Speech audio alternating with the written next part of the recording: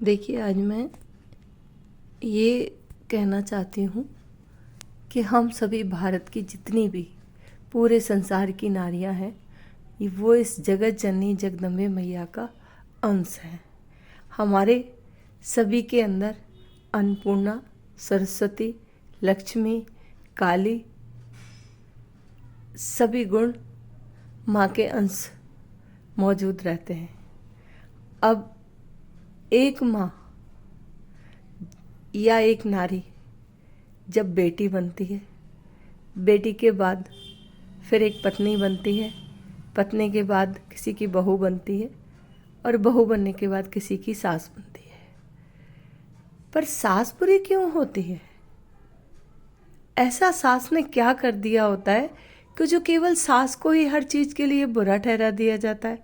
अगर वो बहू से बात ना करे तो कोई हमारी बेटी से बात नहीं करता।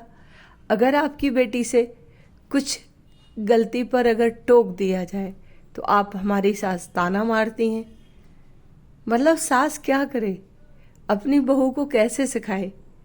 आप पराए घर से आई हैं, दूसरे कुल में आई हैं, नई रीत रिवाजें हैं, नए संस्कार, नए माहौल और नई मर्यादाएं हैं, क्योंकि ससुराल में रिश्तों की मर्यादा बहुत महत्वपूर्ण होती है।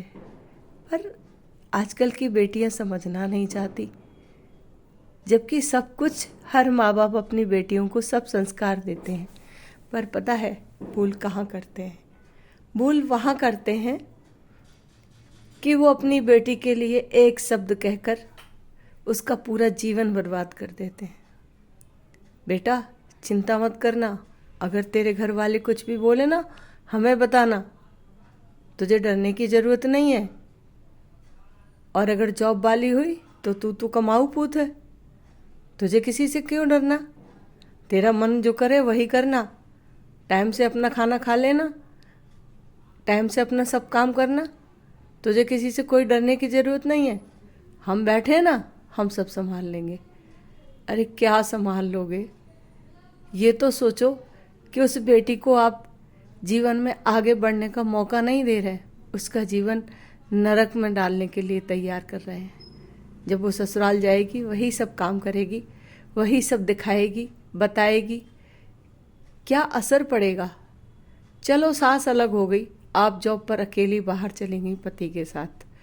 अगर आपका यही रवैया रहा तो फिर आप अपने पति की भी सगी नहीं हुई, फिर सास को ही बदनामी क्यों देनी? आपका पति है, आप पति के लिए नाश्ता तो बनाएंगी, खाना भी बनाएंगी, आएगा ऑफिस से तो उसका ध्यान भी रखेंगी, आपने दिन भर क्या किया आप पूछेंगी, ये आपके धर्म है। अगर वो सुख में है तो आप उसका साथी बनिए, दुख में है तो भी आप उसका पार्टनर बनकर उसका साथ दीजिए। पर नहीं, जो कमाऊ पूत होती हैं वो उनका तो कोई लेना देना नहीं होता। बेटे की सारी तनख्वाह तो उनकी हो सकती है, लेकिन उनकी जो कमाई है उस पर किसी का कोई अधिकार नहीं होता। यहाँ तक कि वो खुद पर भी कोई खर्चा नहीं करना चाहती हैं। क्यों? इन सभी चीज़ों से मेरी समझ में नहीं आता कि आगे चल के हमारे देश में, हमारे समाज में कहाँ जाएंगी लड़कियाँ। एक टाइम ऐसा होगा कि हर माँ सिर्फ भगवान से बेटी ही मांगेगी, बेटा कभी नहीं मांगेगी। हर बेटे की माँ का अगर पूछा जाए तो वो अंदर से कहीं ना कहीं ये सोचकर दुखी रहती है, पता नहीं मेरी बहू कैसी आएगी, पता नहीं मेरा बुढ़ापा कैसा कटेगा।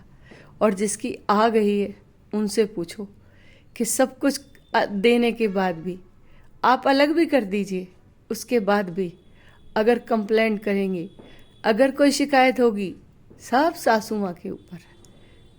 मतलब हर अच्छाई सब उनके मायके में और सारी बुराइयाँ उनकी ससुराल में।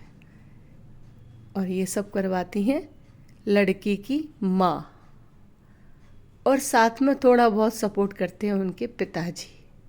जहाँ पापा की परियां ऐसे काम करती हैं, समझ लीजिए बहुत जल्द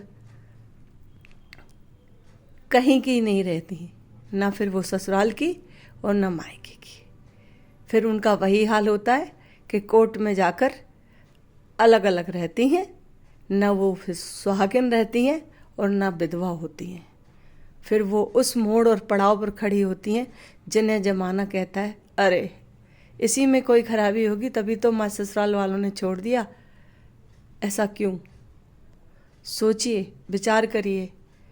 हर घर नारी से बसता है, हर घर एक बेटी नया संसार नया परिवार बसाती है।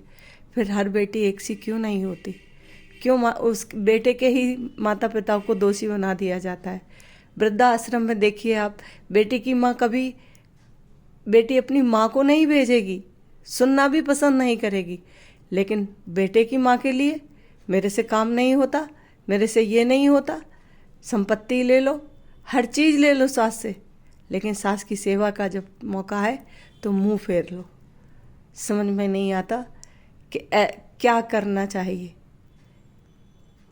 आज का समय बड़ा खराब है। अगर आप अपने बेटे के लिए कहीं रिश्ता ढूंढें या करें तो सबसे पहले 2 महत्वपूर्ण काम जरूर करें। सबसे पहले देखें कि उसकी माँ का व्यवहार कैसा है, और दूसरा बेटी के मोबाइल। दोनों चीज़ें बहुत ज़रूरी हैं, चेक जरूर करिएगा।